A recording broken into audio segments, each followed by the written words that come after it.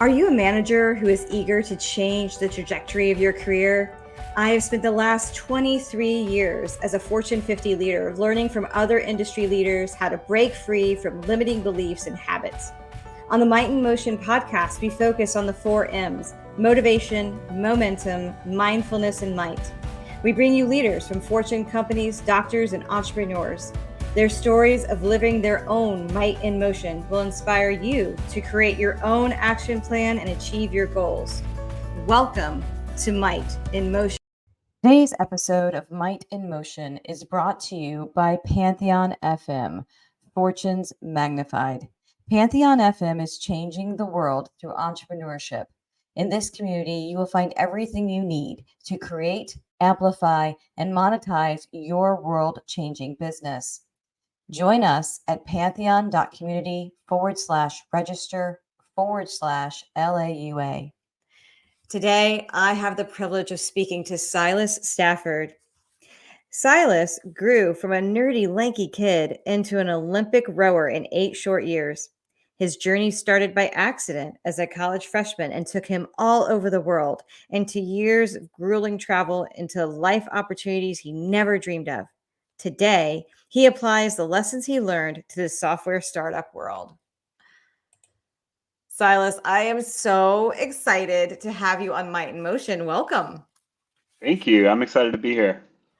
So you never rode before college?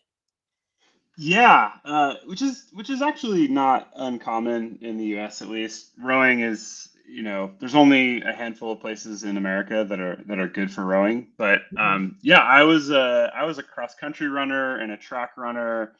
I was incredibly nerdy, incredibly gangly, and just had no athletic wherewithal.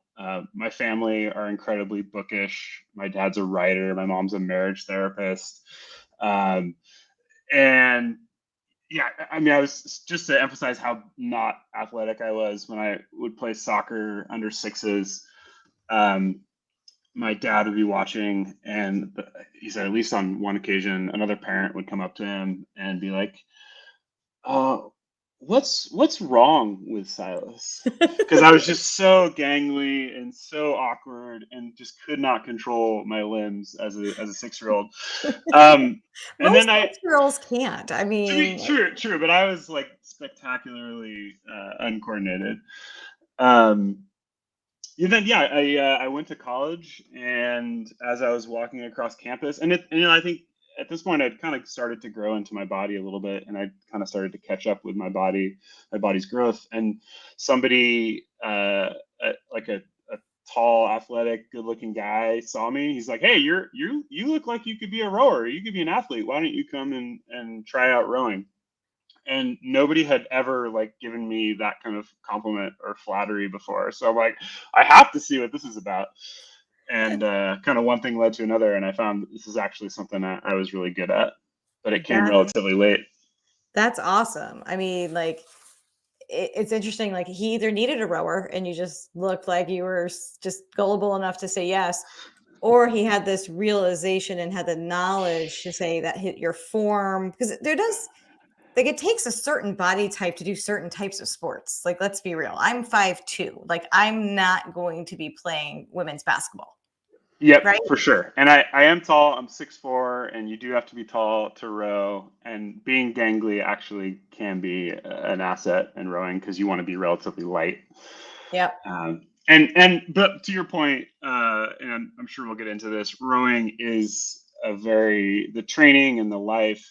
It's a very hard lifestyle, and you kind of have to have a few screws loose to want to do it. And maybe this guy just saw that I had a few screws loose.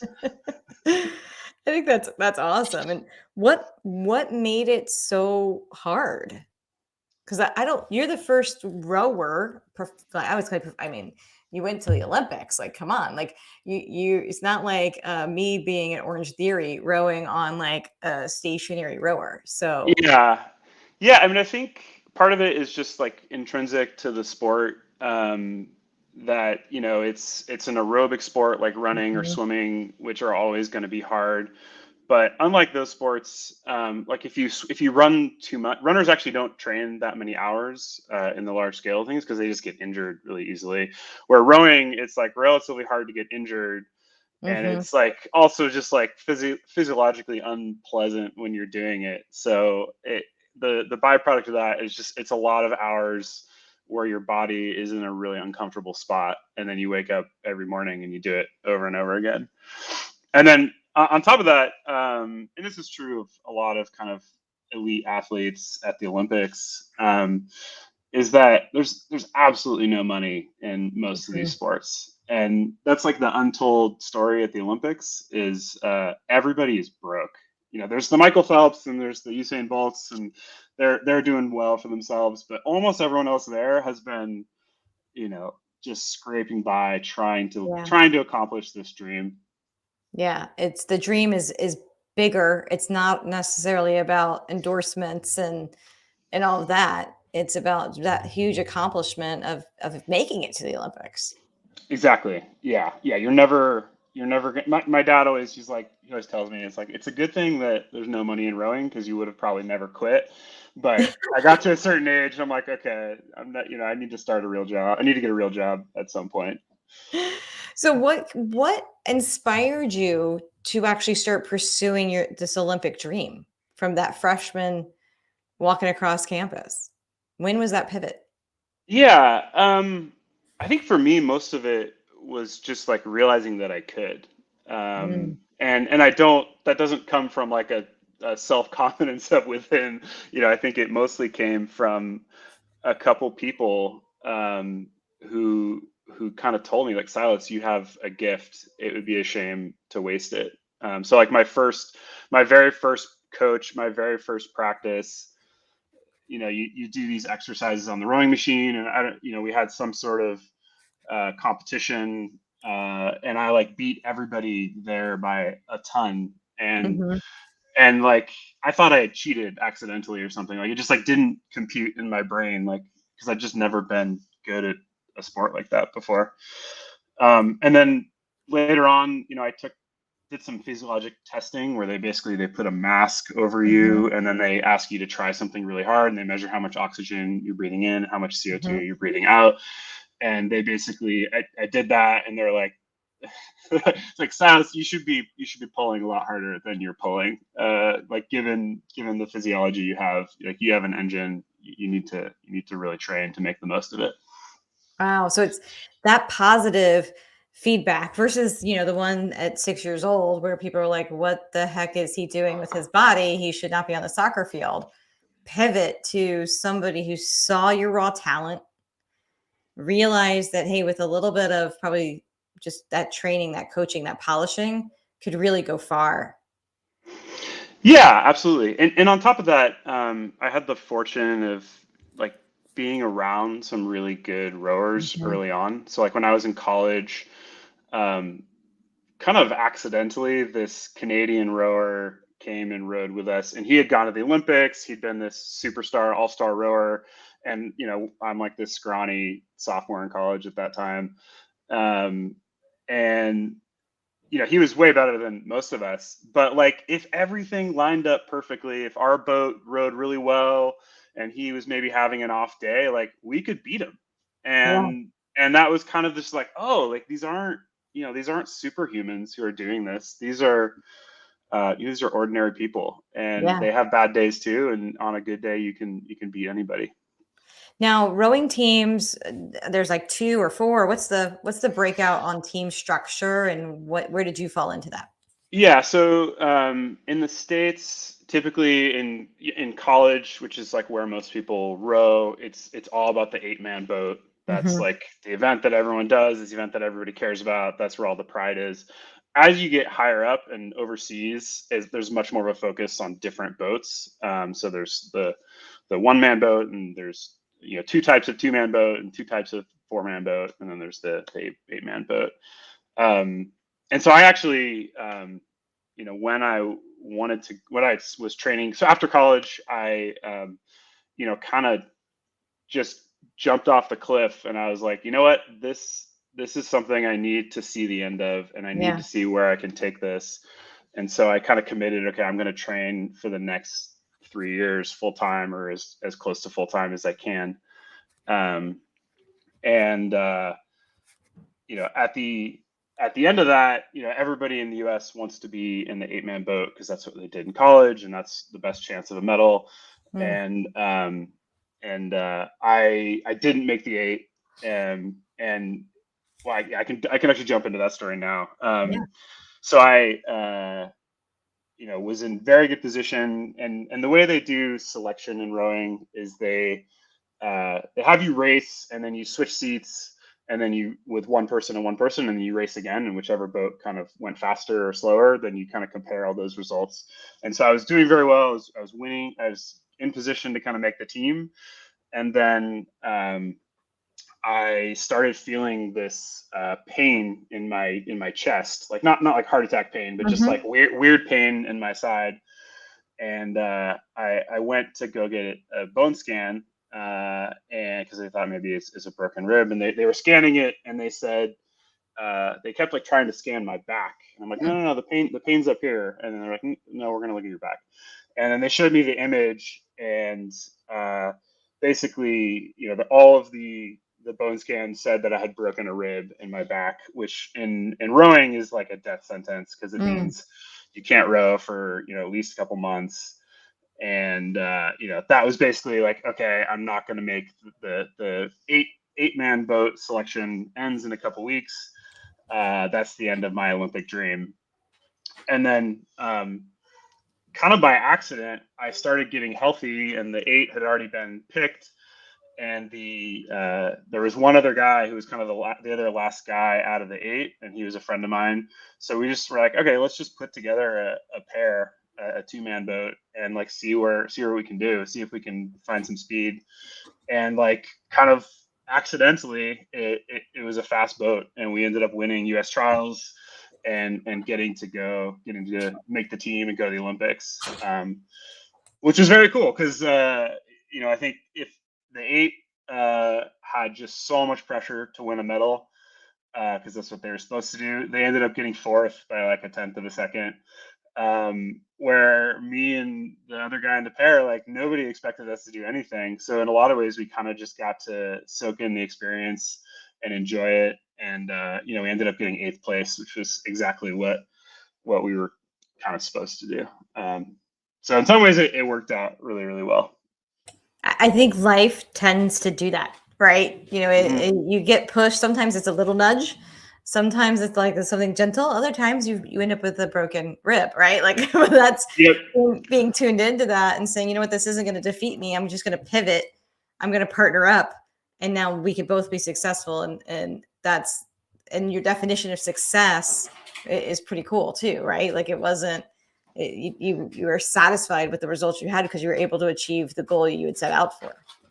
Absolutely. Like I remember going to an after party, and I had a couple of friends from the British boat, and they were just like so depressed because they'd gotten a silver medal and they wanted to get a gold medal. And then my American friends who had gotten fourth and they didn't get any medal. And then meanwhile, like me and my partner were just having a great time. We thought it was the best.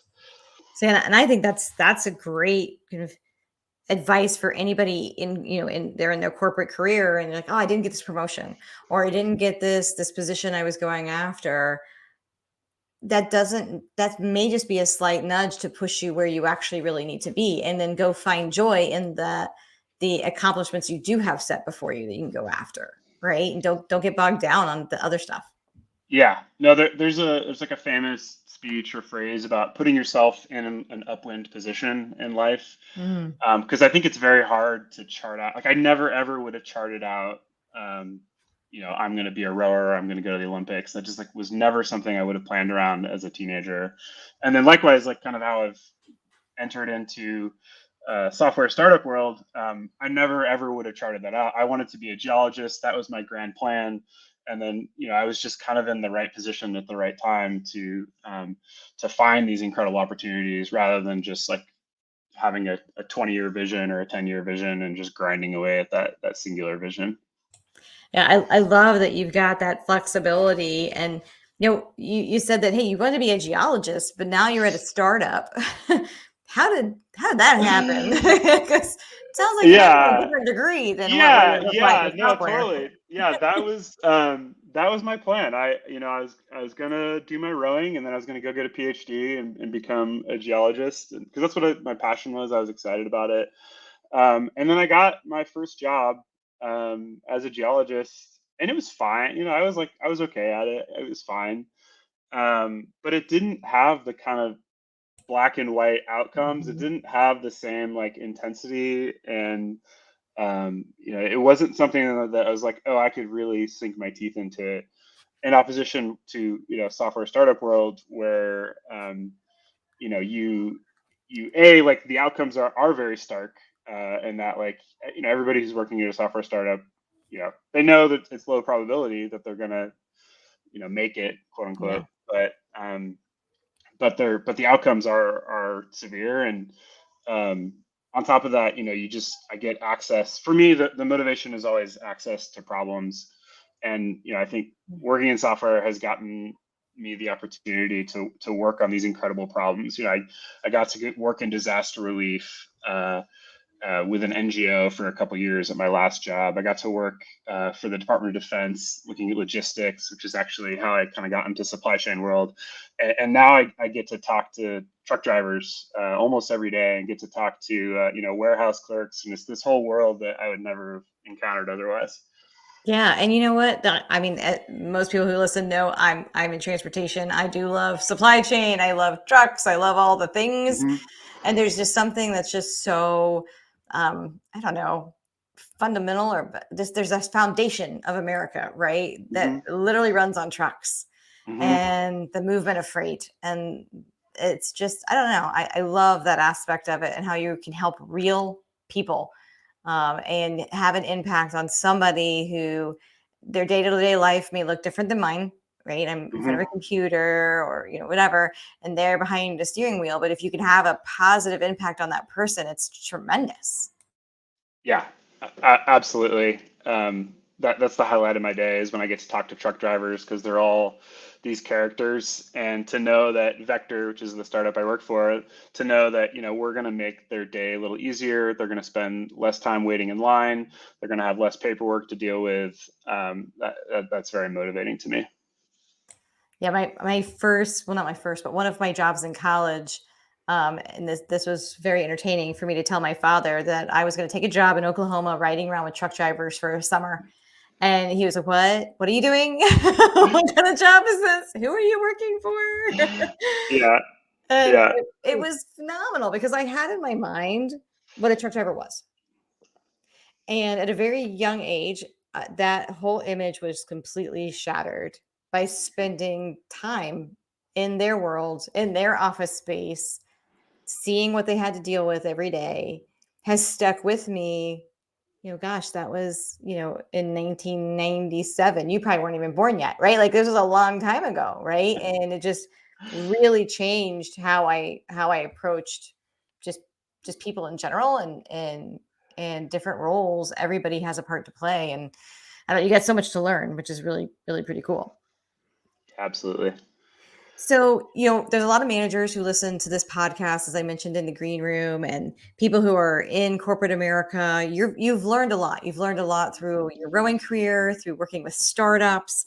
What are some lessons learned that, Silas, you wish you had known at the beginning of your career, that now you're like, man, if I had known that back then, I would be further along, or I would have been more successful in certain situations? Yeah. I mean, I think rowing was such a huge part of my formation and kind of who I am and how I think about the world.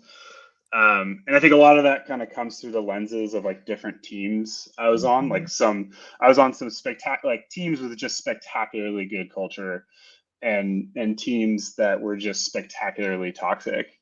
And so learning lessons from both of those. I think like the teams that were good were the college teams I was on, and we had this very charismatic coach.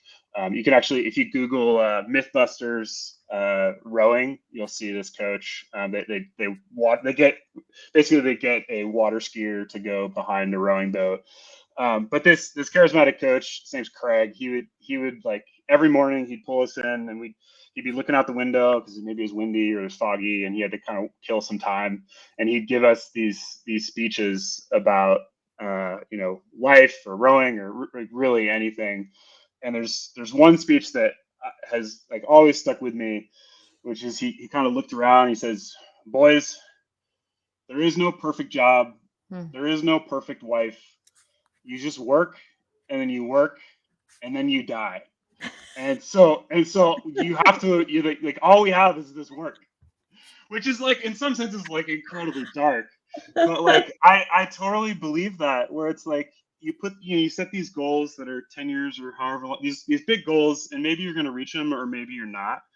Um, and like in the Olympics, people talk about gold medal fever, Mhm. where you've been working, giving your entire life, your blood, sweat, and tears to this goal for 4 or 8 or 12 years, and then you reach it, you win a gold medal, you make the team, whatever, and then you wake up the next morning and you're depressed Yeah. because you're the same person. Nothing about you has changed. And so for me and for that team, the lesson there is like you have to enjoy the process. You have to enjoy the work. Like the work has to be good enough on its own. And so for me, like with rowing, I mentioned having a few screws loose. Like I love being in that uncomfortable spot where my body is like suffering, but I have this confidence to like I know I can get through this workout or this exercise or whatever. And that's like incredibly empowering and so empowering to the point where I look forward to it. I'm like, I get to Mhm. go try as hard as I possibly can at this thing for 20 minutes or whatever the case may be. And that's like very exciting, even though it's like a little bit sick. Yeah, but I love that. I love that you're looking forward to the work, right? You're Yeah. looking forward to it, and there is probably a physical aspect of endorphins, and then there's probably that too, right? Like you look forward to it because For at sure. the end you're gonna have this Yeah. this rush, right? And um, but then there's also there's that competition piece. Hmm. Sometimes with yourself, especially if you were cross country running and all that before, that's a little bit more singular. Now you got the team aspect, but that competition has got to run deep as well. Oh, absolutely. And that's like, that's where a lot of the toxicity comes in Yeah. with those teams I was on, is that, these are, like a lot, like after college, my college team, those are all my best friends. And then you graduate college, and everybody who's kind of rowing after college, they were the best on their team. They've Yeah. they've never lost at anything before. And on top of that, they're Mm. coming from Yale and Princeton and all these fancy, $10 word schools, and so they've just like never lost at anything in life. Like life, Mm. they've won the genetic lottery. They've won. They're just incredibly fortunate and entitled simultaneously people, and that can just have awful awful results. Like I on the national teams, the U.S. team, um, they tried to do like a team bonding exercise, and I don't remember the exact premise, but it was something with like these planks, like a corporate team bonding exercise that you do like any kind of offsite retreat. And there was some puzzle where you had different teams, and it had different planks, and you had to like lay out the planks in a certain way to like reach the middle before the other teams did. And everybody was so competitive and so intense about it that my team actually, the Winklevoss twins were on my team. I don't know if you know them. They're the founders of Facebook, as portrayed in the movie The Social Network, um, and they were on my team. And there was some disagreement about strategy, and they just started screaming at another teammate, and I was standing in between them, and they were just screaming at each other.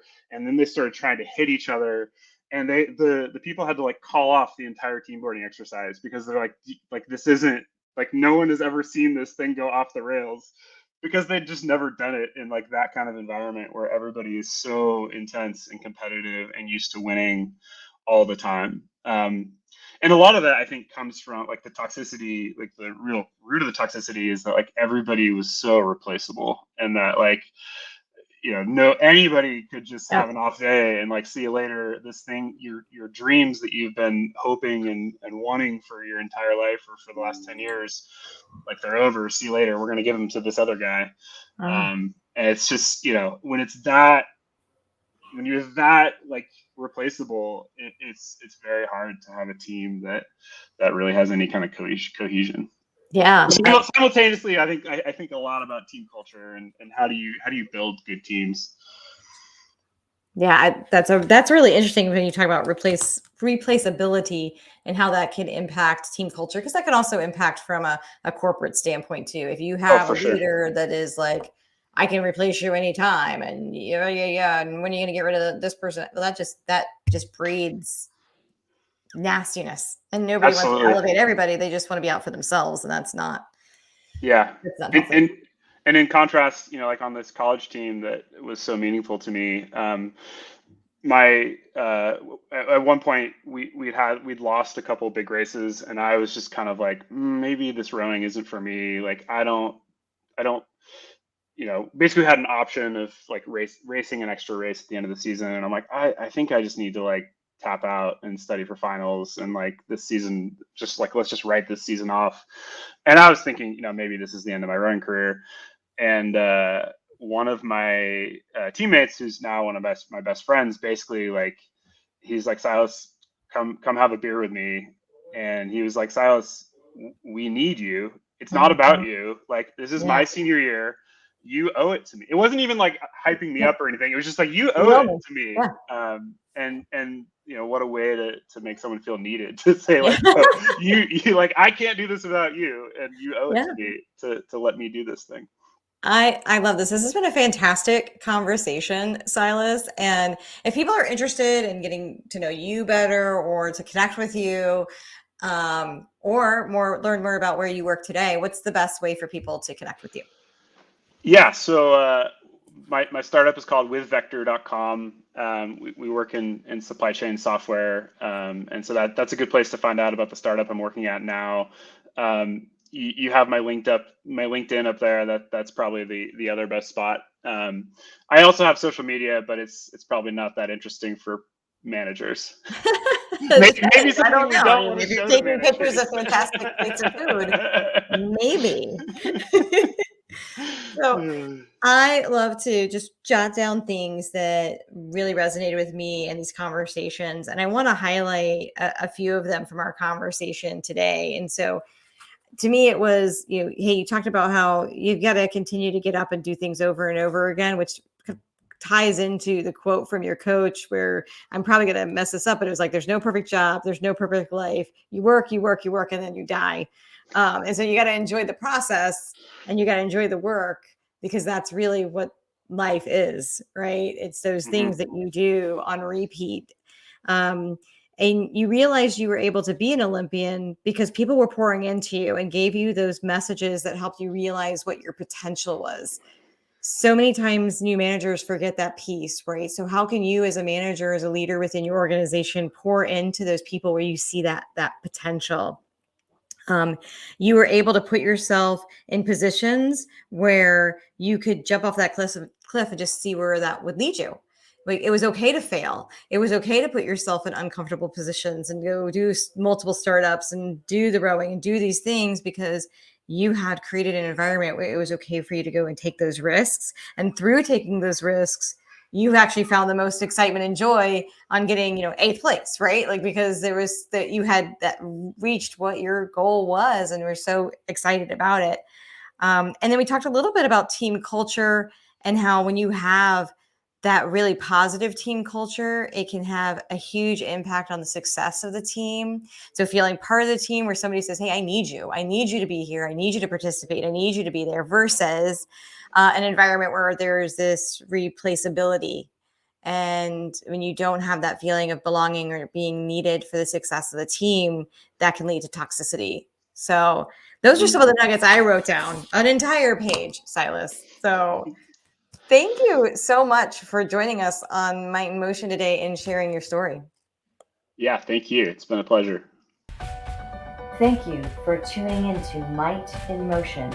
If you learned something about motivation, momentum, mindfulness, or might, please like, comment, and share. Thank you.